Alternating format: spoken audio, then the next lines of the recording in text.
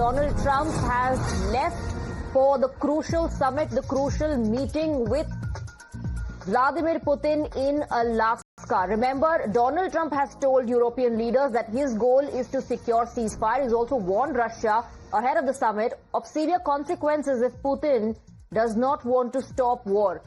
Russia, meanwhile, has also responded. Sergei Lavrov said, "We do not predict anything in advance. We know our arguments well. We know our stand, which is clear. We'll present that." We have Srinjoy and Sagarika both joining us in the broadcast. Let me first go across to Srinjoy. Srinjoy, we don't know how long that meeting is going to take place, but there'll be a news conference right after.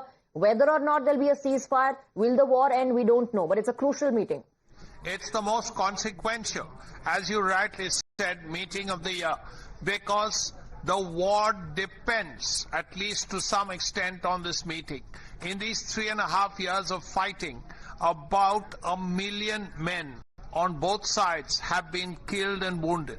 There's also civilian casualties, huge levels of damage in both countries. Plus, the West has also suffered because of it. The South countries have suffered because of high fuel prices, high fertilizer prices, high food grain prices. The world wants this war to end. Now, whether this will end or not, whether there will be a worthwhile ceasefire or not, will not just depend on these two people, but also on Volodymyr Zelensky, the Ukrainian president, because the issues are very important. For the Ukrainians, they have lost the Crimea some time ago, and then large sections of areas like Luhansk and Donetsk. Now they want some of the stuff back. Now, how will Zelensky deal with it? How will Putin deal with it? How will Trump deal with it?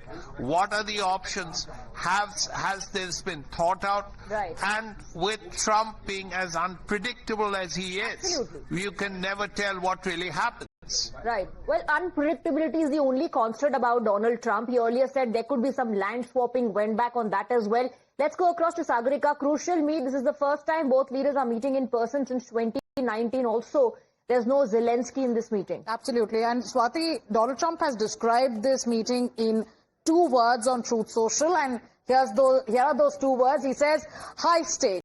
The entire world is watching very closely. The selection of venue also becomes very important. This meeting is taking place in Alaska, which once used to be part of the Russian territory and was sold to the United States in the 1867.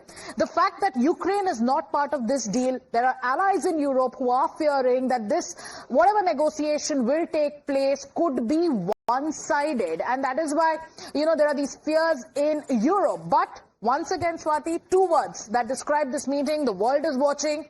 High stakes. Absolutely. Well, Donald Trump would want to achieve the objective, the goal of a ceasefire and stop the war, may or may not be for the betterment of the world, but definitely to boast that he was the one behind it.